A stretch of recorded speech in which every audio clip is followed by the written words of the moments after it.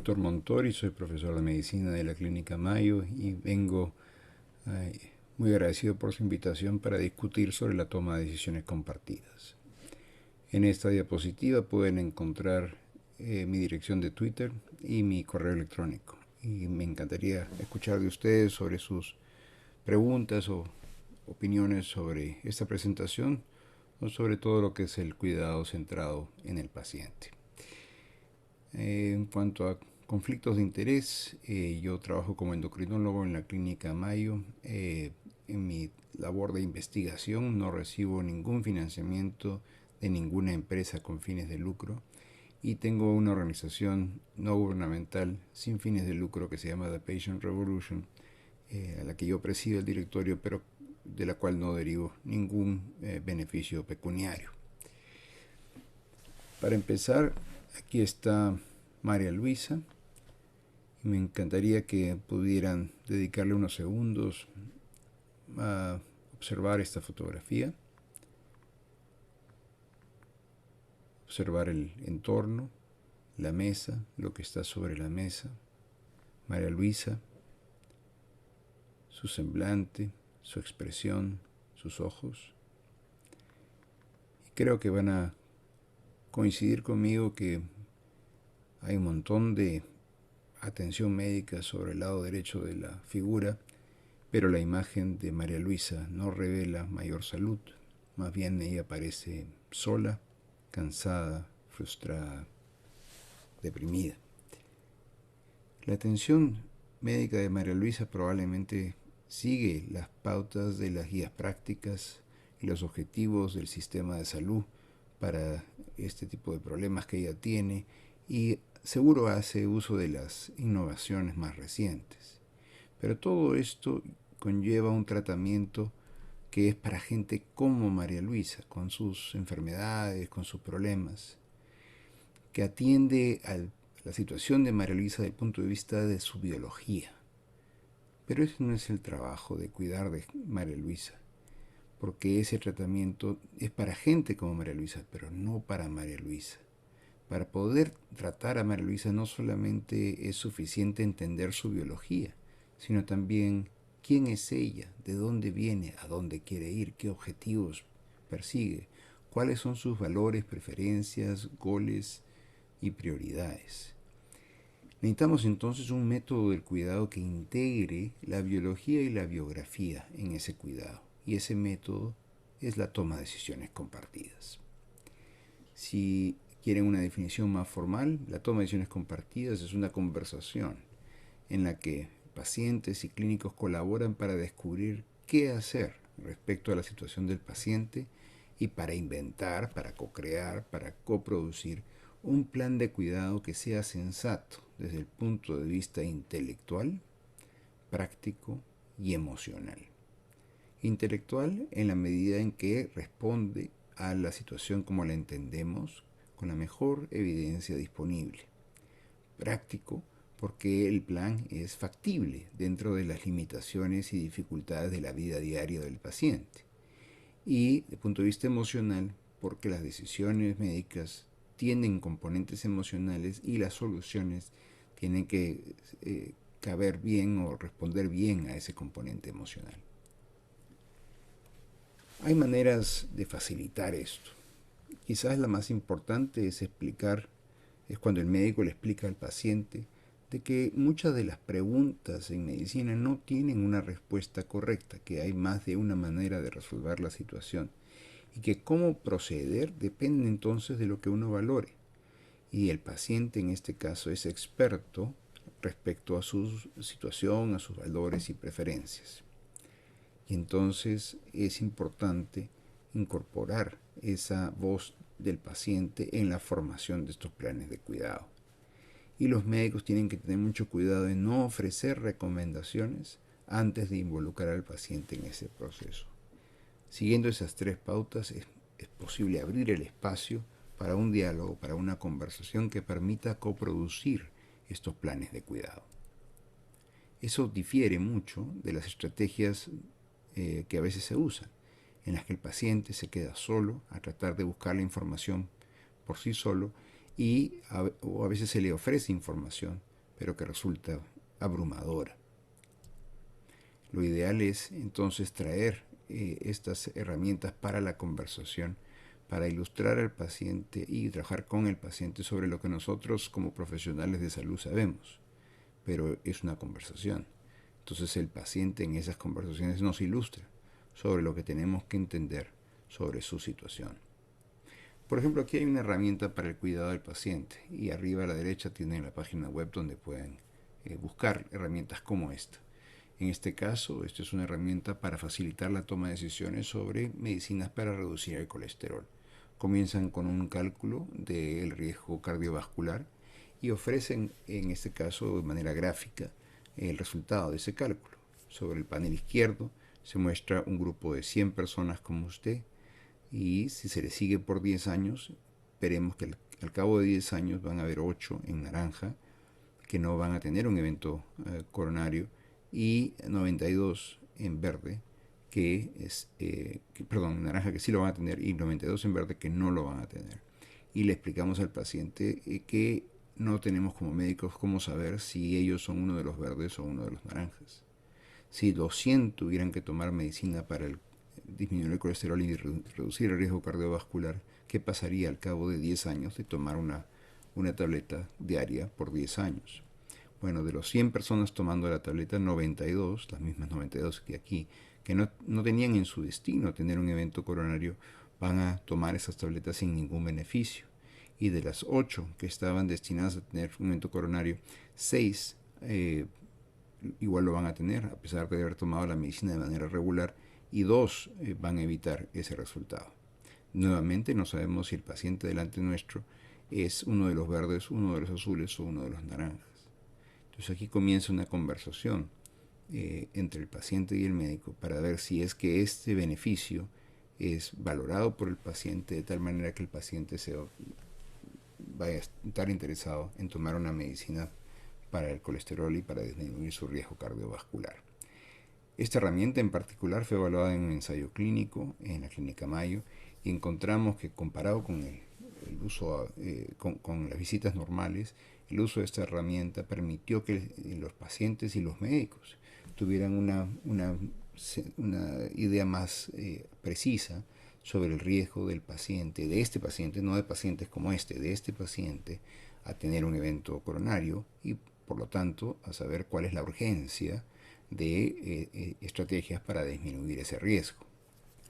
Esa es una de las herramientas, pero cuando agrupamos toda la experiencia que hemos tenido en los últimos 15 años de ayudar a pacientes con herramientas de este tipo, encontramos algunos resultados interesantes. Primero, que cuando empezamos nos dijeron que esto era para gente joven. Y como ven, el promedio de edad de los pacientes que han participado en nuestros proyectos es 65. Después nos dijeron que esto era quizás algo para la consulta especializada, pero hemos visto que funciona muy bien en atención primaria, en los servicios de emergencia, pero también en el hospital y en las consultas tanto de atención primaria como de especialistas. Nos dijeron que de repente tomaba mucho tiempo. En nuestros estudios, el efecto sobre la duración de la visita o la duración de la discusión no es significativo y generalmente si va a añadir algo van a ser en promedio de nada a 3 minutos más el encuentro clínico. Claro, si los encuentros clínicos duran 5 o 7 minutos, entonces es imposible tener este tipo de conversaciones de manera que lleven a una co-creación del tratamiento. Nos dijeron que los clínicos iban a ser una barrera para la implementación de la toma de decisiones compartidas, pero nos encontramos que cuando uno desarrolla estas herramientas y estas intervenciones con la participación de los clínicos encuentran que su trabajo es más sencillo, que las herramientas apoyan ese trabajo y les permiten hacer una mejor discusión.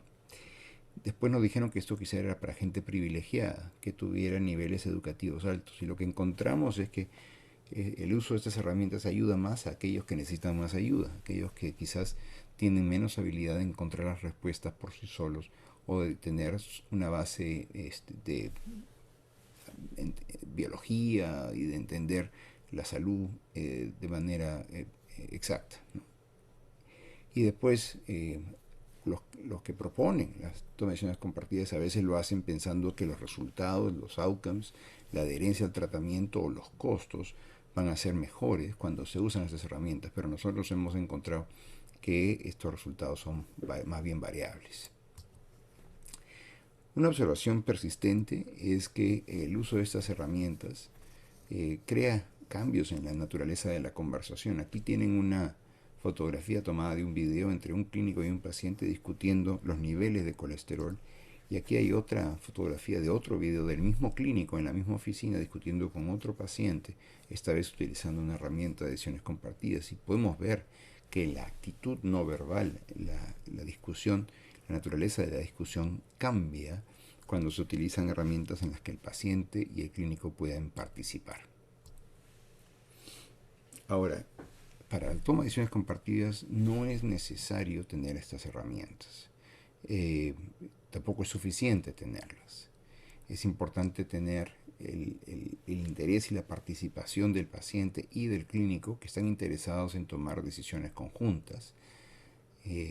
Puede ser interesante también la evaluación no solamente de clínicos que nos ayuden a tomar decisiones, sino también de familiares, pero también de otros pacientes expertos que puedan participar en apoyarnos para entender bien cuáles son las posibilidades que se abren dadas nuestras dificultades. Y es importante tener ambientes de consulta, de conversación, en los que haya un mínimo de interrupciones y un mínimo de ruido. En esta fotografía en particular hay una innovación en la forma en que se dispone de las oficinas para tener una mesa semicircular en la que el paciente y el clínico puedan trabajar hombro con hombro para tomar decisiones conjuntas. Ahora, el proceso de co-crear planes de cuidado conjunto depende del propósito que uno tenga. Entonces vamos a seguir aquí a Raquel. Raquel es una mujer que está pensando en este momento en el mejor método para uso de anticonceptivos y considera pues algunas opciones, y lo que para ella el punto aquí es la discusión de cuál es el mejor anticonceptivo para ella.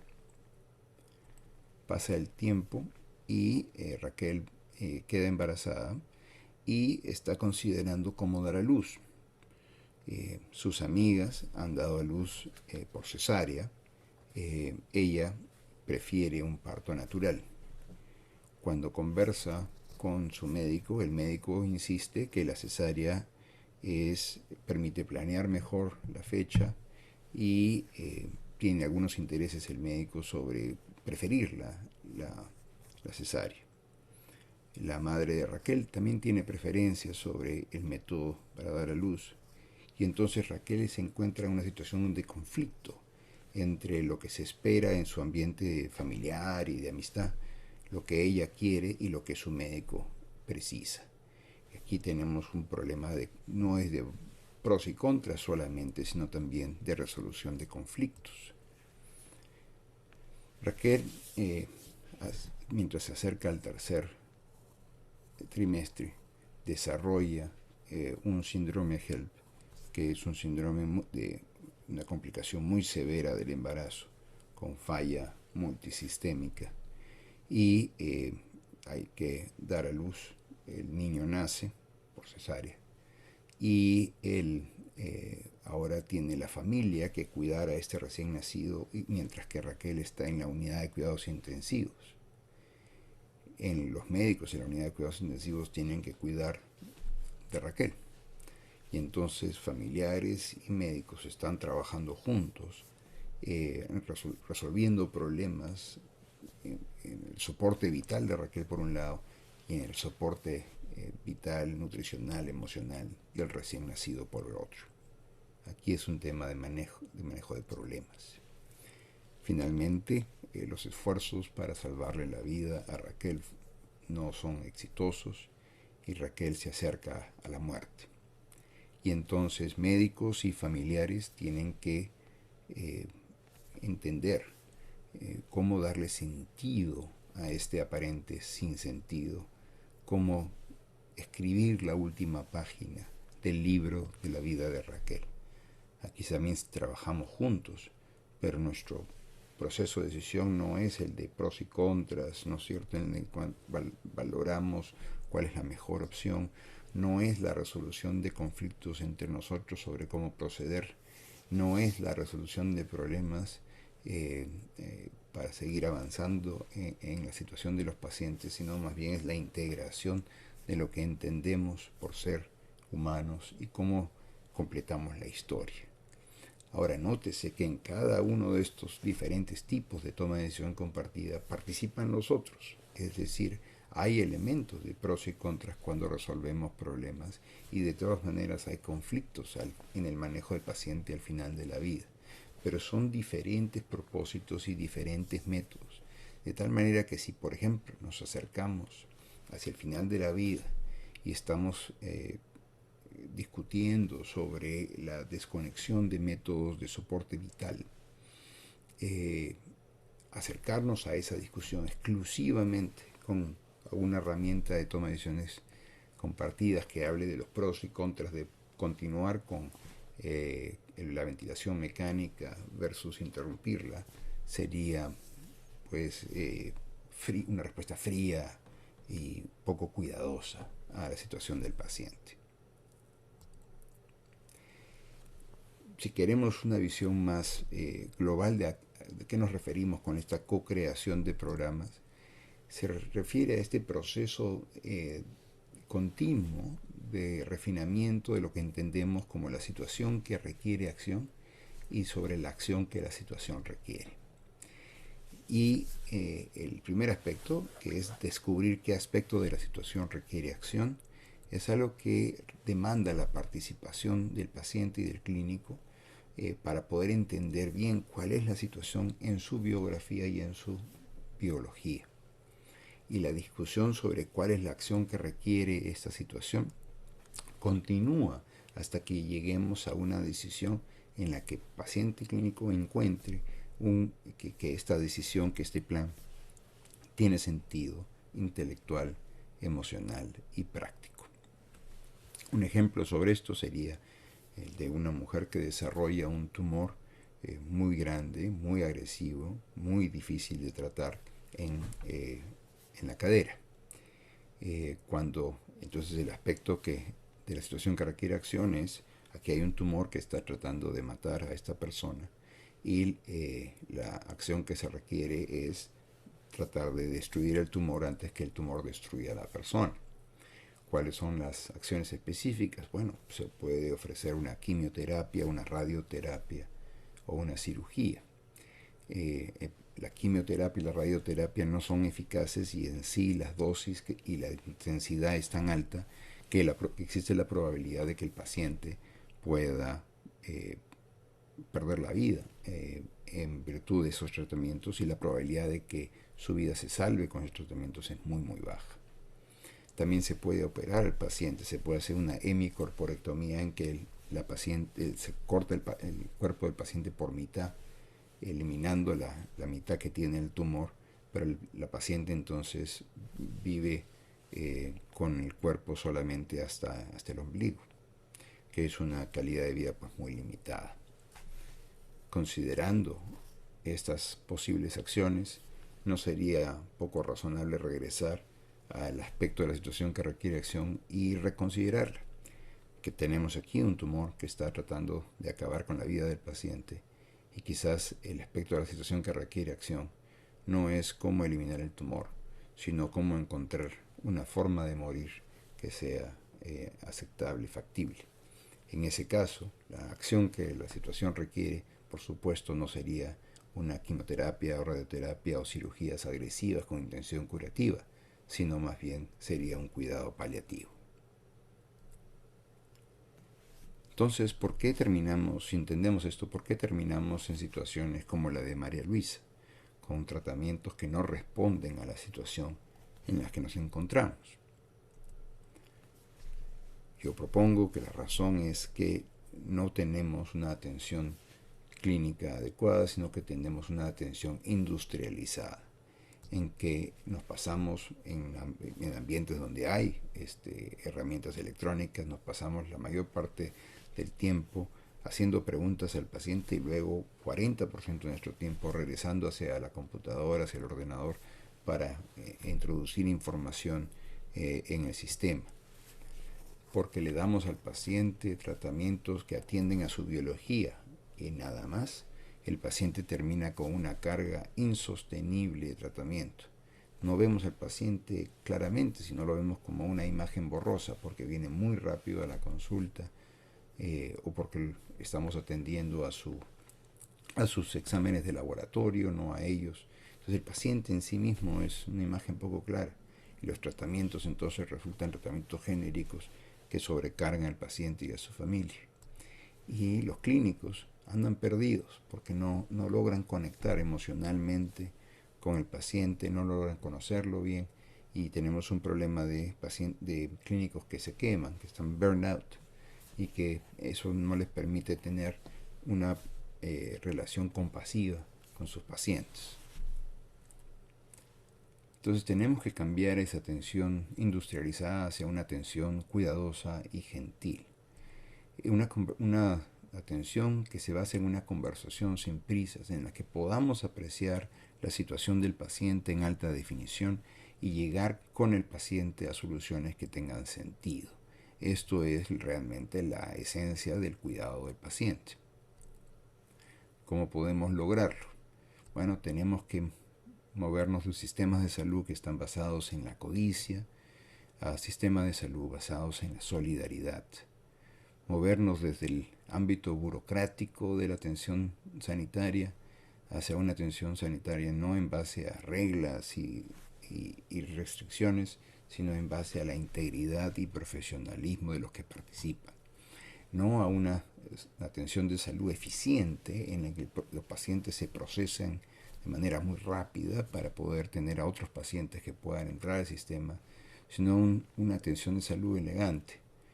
A esto no me refiero que se pierda tiempo y que haya pues lujos, sino que podamos movernos como si fuéramos una bailarina de ballet o un gimnasta, ¿no? En la que esta gente con gran talento se mueve sin desperdicio de ningún movimiento, de ningún esfuerzo, pero manteniendo el ritmo que la música o que la rutina que están haciendo demanda. Lo mismo, el cuidado del paciente tiene su ritmo, tiene un tempo que hay que mantener, en el que el paciente clínico bailan a ese ritmo, a ese tempo, sin perder el tiempo y sin desperdicio. Pero que si uno fuera a acelerar ese ritmo, se deja de tener la posibilidad de cuidar al paciente bien, y eso es lo que pasa en la medicina industrializada. Entonces necesitamos movernos del procesamiento eficiente hacia un cuidado elegante. Y un cuidado elegante de este paciente, no de pacientes como este. Y finalmente, sobre todo con pacientes crónicos, vamos a tener relaciones con esos pacientes que no son transacciones de negocios, no son transacciones comerciales, sino son relaciones intensas que en algunos casos son relaciones amorosas. No me refiero a eróticas ni a algún tema pues freudiano, sino me refiero a relaciones en las que tanto el paciente, no solamente es el médico preocupándose por su paciente, sino el paciente preocupándose por su médico y desarrollando una relación en la que ambos partícipes son vulnerables, ambos partícipes son generosos y hay un interés del uno por el otro por salir adelante. Eso requiere, como en esta escultura de Rodin en la catedral, que cuando vienen dos personas al cuidado, hagamos como hizo Rodin, que es eliminar la piedra que está entre estas manos, crear un espacio sagrado entre ellas, un espacio en el que el cuidado pueda ocurrir sin interrupciones y sin distracciones, en la que podamos darnos cuenta de la situación del paciente en alta definición, responder con el paciente y co-crear programas de atención que tengan sentido, y en el proceso vincularnos con el paciente para que si hay resultados adversos, resultados negativos, utilicemos esta relación que tenemos entre paciente y médico para recuperarnos de ese resultado adverso y seguir adelante tratando de resolver problemas y mejorando la situación del paciente. Tenemos que evolucionar el sistema hacia el cuidado del paciente. Pero eso no es suficiente. Aquí está la Sagrada Familia, una imagen que si alguien visita Barcelona encuentra que siempre está afectada por la presencia de construcción. Aquí en esta misma fotografía pueden ver en el centro arriba que hay una gran grúa. En este lugar podemos ver el trabajo de generaciones que han ido añadiéndole a los diseños de Gaudí, el arquitecto, que ni siquiera fue el arquitecto original, pero fue el segundo, y al esfuerzo de generaciones que han ido creando este monumento, que es mucho más grande que cada uno de los partícipes y que ha tomado mucho tiempo hacerlo. Creo que el cambio del sistema de salud hacia una atención cuidadosa y gentil va a ser un trabajo de múltiples generaciones y va a requerir que dejemos de lado la atención industrializada y que nos rebelemos contra ella hacia una atención cuidadosa y gentil. Para muchos esto representa una utopía, pero para mí es una utopía esperanzadora.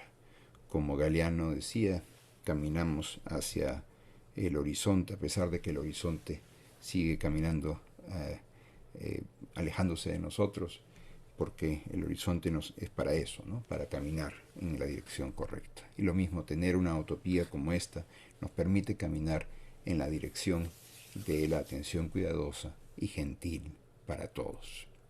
Esa es la razón por la cual escribí este libro, esa es la razón por la cual tenemos esta organización, Patient Revolution, que nos invitó a darle una mirada y a participar si es que es posible. Y esa es la razón por la cual en la práctica clínica tratamos de practicar usando la toma de decisiones compartidas. El punto principal aquí es que la toma de decisiones compartidas no es un método para que el paciente haga lo que el médico o lo que la industria de la salud cree que es lo mejor para el paciente, sino que es un método de cuidado en el que tratamos de co-crear con el paciente un cuidado que tenga sentido para este paciente. Ahora, el mejor método para lograr eso depende del propósito, como vimos en el caso de Raquel, y el uso de herramientas para la toma de decisiones compartidas puede ayudar y apoyar el proceso, pero su uso no es necesario ni suficiente para concluir de que la toma de decisiones compartidas ha ocurrido. Para ello necesitamos curiosidad, participación y colaboración entre médico y paciente para entender qué aspecto de la situación requiere acción y qué acción es requerida por esa situación. Al final de cuentas, la toma de decisiones compartidas es una expresión humana de la atención cuidadosa y gentil. Cuidadosa y gentil que yo tengo la ambición sea una atención que podamos tener para todos. Muchas gracias por su atención.